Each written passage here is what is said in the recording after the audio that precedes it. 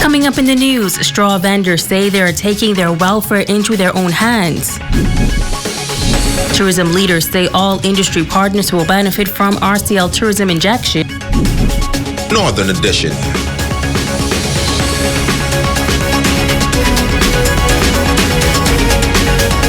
This is the Bahamas Tonight, the Northern Edition. Good evening, all. I'm Megan Shepard. Thank you so much for tuning in.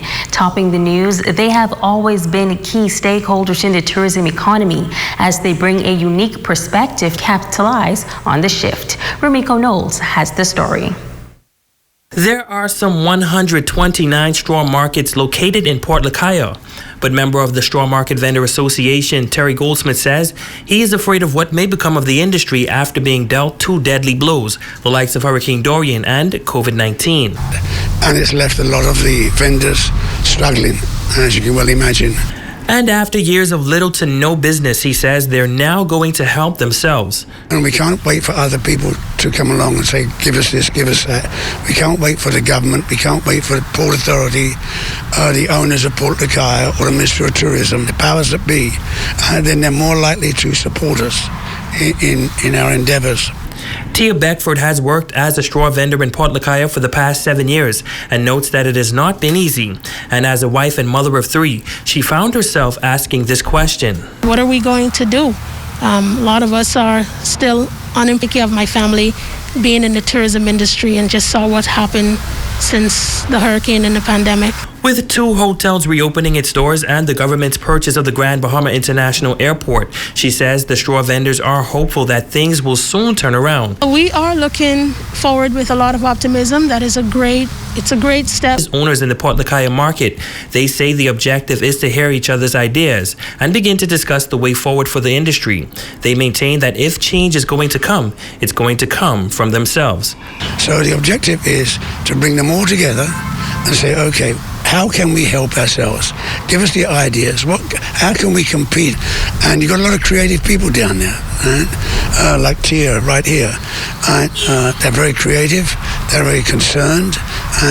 And we hope to be able to bring the straw market back as it used to be in the days gone by. Hopefully everyone can come and brainstorm, bring their ideas. That we hope the vendors are very, very,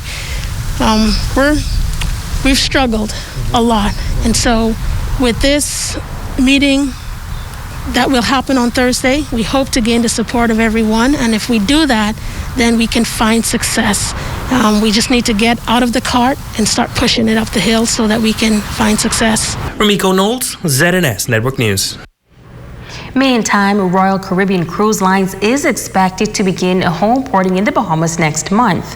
According to tourism officials, the cruise line will leave New Providence on June 12th and will arrive in Grand Bahama on June 18th. Tourism officials say when past attractions on the island, but all activities will follow the bubble method that is being used across the world to safeguard persons from the COVID-19 virus.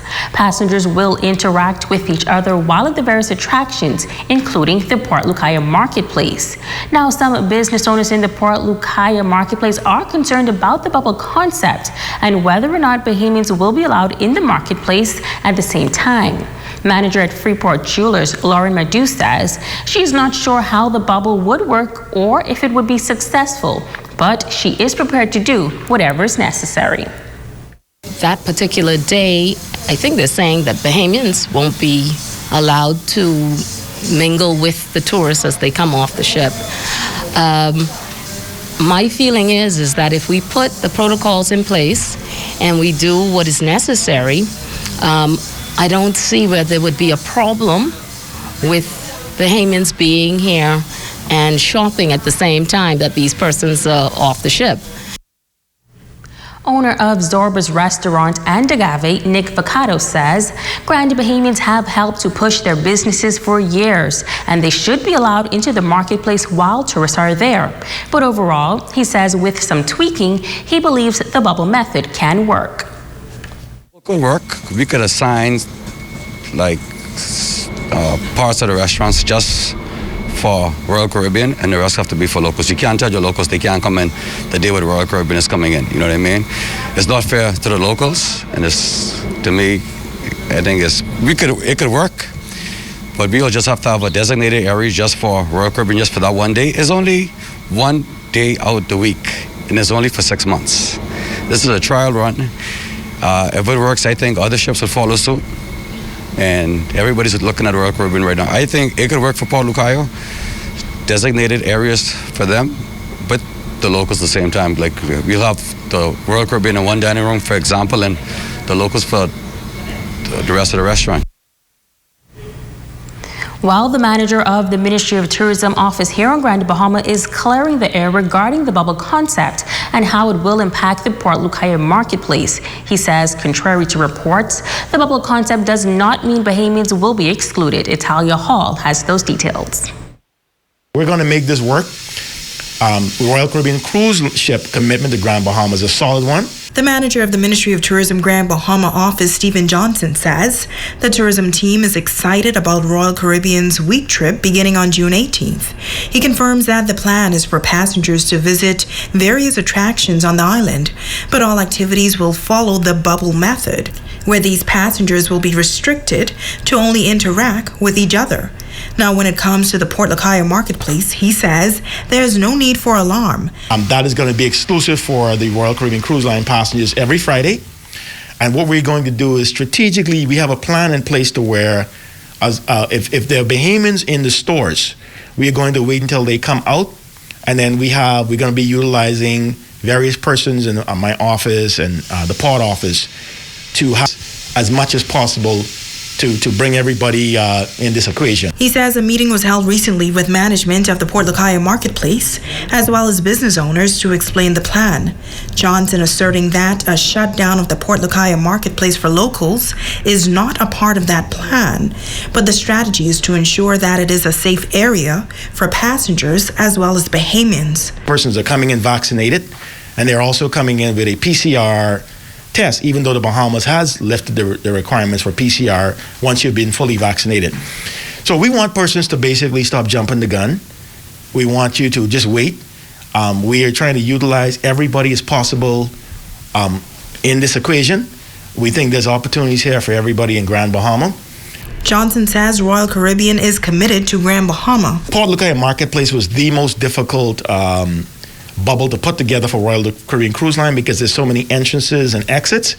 But we have figured out a way, and so far the Port Lucayo medical personnel, they're happy. But again, everything is changing. Next week, we have 2 Royal Caribbean Cruise Line officials coming in town. They're going to be with me for about two days in Grand Bahama.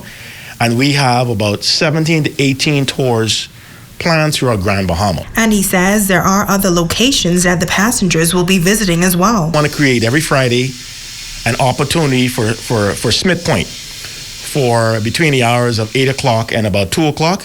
Now that area will be locked off. Bahamians wouldn't be allowed in there between those hours. And Bahamians are not there anyway at that particular time, but that will be exclusive for the Royal Caribbean Cruise Line personnel and vendors. Other locations will be like the Garden of the Groves they're looking at the Nature Center, they're looking at Unexo, also like the glass bottom boat experiences, the dolphin experiences. They're also going to probably be looking at the Stingray. We have one of the #1 Stingray experiences in the world out in West End. Italia Hall, ZNS Network News. Switching gears now, preparedness is key as we count down to the 2021 Atlantic hurricane season. In this report, NEMA supply officer outlined some of the issues they are addressing ahead of this hurricane season. Jamila Mizik reports. The 2021 Atlantic hurricane season is expected to be an active one, and the National Emergency Management Agency is working around the clock to ensure that persons are well trained and to deal with any storm that may impact the island. NEMA Supplies Officer and Instructor Tammy Mitchell giving this update ahead of the upcoming hurricane season. Throughout the year, we're still doing ongoing training sessions, and as everybody's aware, because of COVID-19, a lot of our training has to be virtual. We do have the opportunity based on numbers, and we're still following the health protocols and doing in-person training. This is a part of that process what we're doing now. Even currently today, there is virtual training going on. We have emergency management training that's going on this week as well. So NEMA is actively still participating in a mitigation and preparedness role for the upcoming season. Mitchell notes that NEMA is still in the process of identifying suitable shelters, which is a bit of a challenge, especially after Hurricane Dorian. We're hoping to have something ready before the end of this month or the first part of May, but shelter is always going to be a concern. Shelters actually is also always going to be a concern here on Grand Bahama, particularly after Dorian. But our goal is to check as many buildings and see where best they can fit to serve as emergency shelters for the island. And as always, she is stressing the message of always being prepared. When you're talking about preparation, you don't want to just wait for the hurricane season. Persons and families should have preparation modes going on the entire year. Now is the time when you should heighten that because, you know, this is the end of April. So you want to now begin to look at your supplies, look at your surroundings, look at your equipment, look at your tools, look at your cash flow. Look at your family structure. Make sure everybody is aware that this is something that we constantly have to continue to do, is to prepare. Shamila Mizik, ZNS Network News. A man who was granted asylum in the Bahamas was picked up by the United States Coast Guard this weekend on the high seas during an apparent human smuggling attempt. Diara Lutawaldi, who is a citizen of Eritrea, that's in Northeast Africa, was handed over to Bahamas immigration at the Freeport harbor this Saturday. Tawaldi was one of 8 persons intercepted by the Coast Guard some 26 miles off West Palm Beach, Florida. The others include 3 Ecuadorians, 2 Romanians, 1 Haitian, and 1 Costa Rican. They all appeared in the Freeport Magistrate Court No. 3 on Monday before Magistrate LaQuay Lang, charged with illegal embarkation.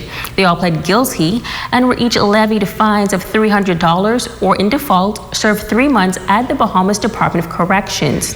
They were also ordered deported upon payment of their fines or on completion of serving their court-imposed custodial sentences. And the police at the Northeastern Station here on Grand Bahama need your help in locating 36-year-old Norrell Anthony Storr of number 123 Scott Avenue, Freeport. Storr is wanted for questioning on housebreaking and stealing charges. He is between 5 feet 11 inches and 6 feet 1 inch. He is of dark brown complexion, and medium build. If you know where Norrell Anthony Storr is tonight, please contact the Northeastern Police Station at 350-3400. And stay with us, there's more news right after this break.